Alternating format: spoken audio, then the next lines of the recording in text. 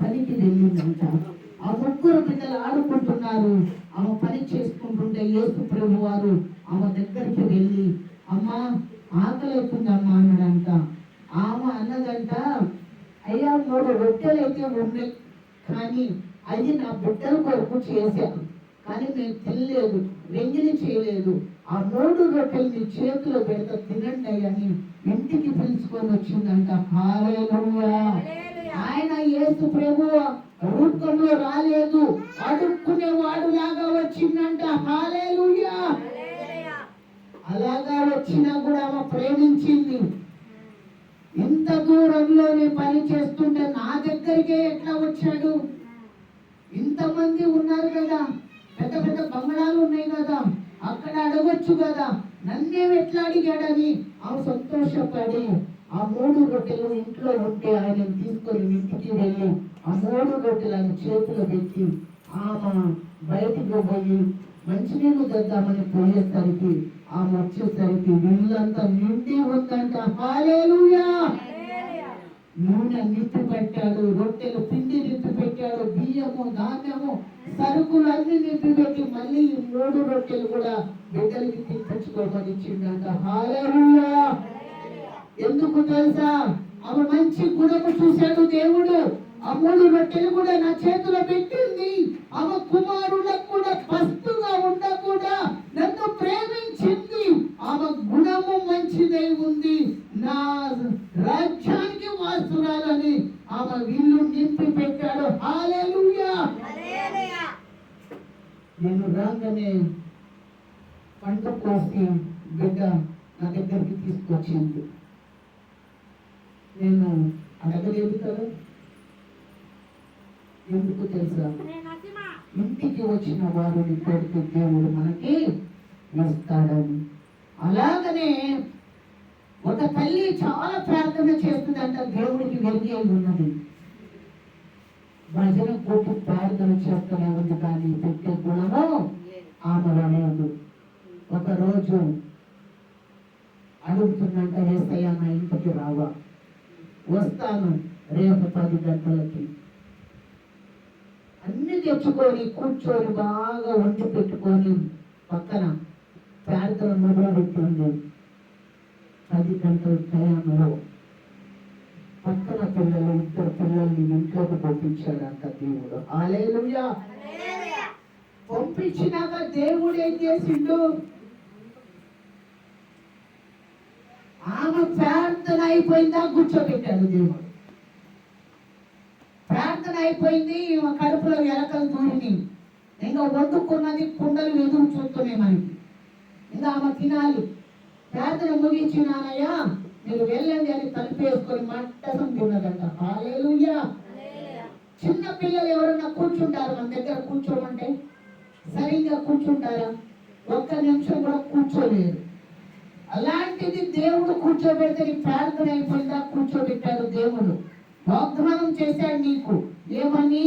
నీ ప్రార్థన అయిపోయిందాక నేను ఉంటాను అని వాగ్దానం చేసిన దేవుడు పిల్లల రూపంలో వచ్చాడు. ఆయన ఈమె బయటికి పంపించి ఈమె తిన్నది. 2వ రోజంట మళ్ళీ ప్రార్థన చేస్తుంది, అయ్యా యేసయ్యా నా ఇంటికి రావయ్యా, నేనేం పాపం చేశానయ్యా అని మళ్ళీ చెప్తుందట. సరే రేపు ఉదయం 10 గంటలకు నువ్వు ఎక్కడ ఉంటే అక్కడే నిన్ను కలుస్తానని చెప్పిందంట. హల్లెలూయా. కలుస్తానన్న చెప్పిన దేవుడు తర్వాత ఏమైంది? చాలా ఆశ్చర్యం కలిగింది. ఆయన ఇవి మార్కెట్ పోయి అన్ని సరుకులు తీసుకుందామని పోయేసరికి 10 అయింది, బయటకు వచ్చేసరికి సంచి పట్టుకున్నాడు. ఇంకా దేవుడు, అమ్మ ఒక పొట్లం ఇయ్యమ్మా ఇయ్యమ్మా అంటే 3 కిలోమీటర్లు ఉరికిచ్చిందంట, కానీ ఒక పొట్లం కూడా ఇవ్వలేదంట. హల్లెలూయా. అన్ని తెచ్చుకుంది, శుభ్రంగా వండి పెట్టుకుంది, ఆడ పెట్టుకొని ప్రార్థన చేస్తా ఉందంట. ప్రార్థన చేస్తా ఉంది, దేవుడు రాలేదు. ఆమె చెప్పిన టైంకి వచ్చిండు, వెళ్ళాడు. ఇంకా బాగా తిన్నది. సాయంత్రం మళ్ళీ అడుగుతున్నాడు దేవుణ్ణి, ఏందయ్యా 2 రోజులు ఉండానయ్యా, నీకోసం వండాలి యేసయ్యా, నువ్వు రాలేదు అని అడిగిందంట. హల్లెలూయా.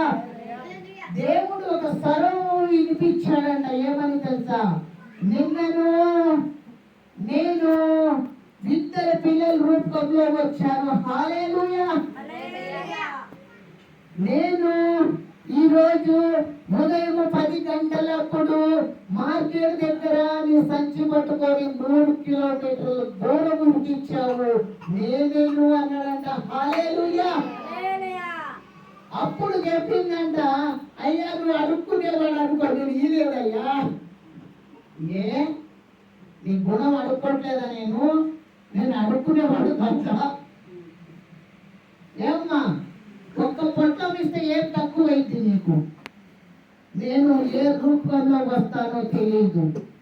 సేవకుల రూపంలో రావచ్చు, నా రూపంలో రావచ్చు, బంధువుగా రావచ్చు, స్నేహితుడుగా రావచ్చు, చుట్టంగా రావచ్చు, బయట వాళ్ళుగా రావచ్చు, తెలిసిన వాళ్ళుగా రావచ్చు. దేవుడు నీకు పరీక్ష పెడతాడు. హల్లెలూయా. అంటే నువ్వు బంధువుకే పెడతావని బయట వాళ్ళకి పెట్టావా? దేవుడు కూడా అడుక్కునే వాళ్ళలాగా వస్తాడు. ఒకరోజు నేను ప్రకాశం జిల్లాలో వెళ్ళాను. ఆయన బాగానే మనిషి ఎత్తుగా ఉన్నాడు. నేను ఎక్కడ నిలబడితే ఆయనకు వచ్చి అడుగుతున్నాడు, నన్నే అడుగుతున్నాడు, ఎవరికి అడగట్లేదు. నేనేం చేశానంటే, బస్సు ఎక్కడ ఉంటుంది, మనం మార్చిలకు పోవాలి అని నేను ఎదురు చూసుకుంటా ఉంటే నా ఎంకితనే వస్తున్నాడు. ఇదేంద్ర నాయన, ఈయన నా ఎంకితనే వస్తాడు, ఎంతమంది ఉన్నారు వాళ్ళకి అడగడేంటి అని నేను అనుకుంటున్నాను. నా ఎంకితనే పడుతున్నాడు ఆయన. నేను ఇంకా నిలబడి ఒకే అనుకున్నా, వాములు లేదు, పరీక్ష దేవుడు పెడుతున్నాను నాకని నిలబడి బ్యాగులో నుంచి 100 రూపాయలు తీసి ఆయన చేతిలో పెట్టి తర్వాత బస్సు కోసం వెళ్ళాను. హల్లెలూయా. ఆ 100 రూపాయలు పెట్టాను, బస్సు ఎక్కాను. నాతో పాటు ఇంకొక తల్లి ఎక్కింది. ఎక్కినాక నాకు ఫోన్ వస్తే నేను ప్రార్థన చేస్తా ఉన్నాను. నేను సేవకుల మా పాస్టర్ మా అన్నది హోమన్, నాకు ప్రార్థన చెయ్యమ్మా అన్నది. తల మీద పెట్టి చేతులు ప్రార్థన చేసే బస్సులోనే నాకు 2000 కాగితం చేతిలో పెట్టి వెళ్ళిపోయింది. హల్లెలూయా. దేవుడు పరీక్ష చూసారా? 100 రూపాయలు దానం చేపిస్తే 2000 ఇచ్చాడు. హల్లెలూయా. అలాంటి చాలా జరిగింది నా లైఫ్ లో. అందుకోసమే నేనేమన్నానంటే, నా దగ్గర 10 రూపాయలు ఉన్నా కూడా నేను ఇచ్చేస్తాను. హల్లెలూయా. 10కి నాకు ఎంత ఇస్తాడు? 100 రూపాయలు చేతిలో పెడతాడు. హల్లెలూయా. దేవుడు గొప్పవాడై ఉన్నాడు. ఈరోజు నువ్వు వండుకున్నదంతా నువ్వే తినాలనుకుంటావేమో, కానీ నువ్వు చనిపోయినప్పుడు నిన్నుతో పాటు ఎవ్వరు రారు.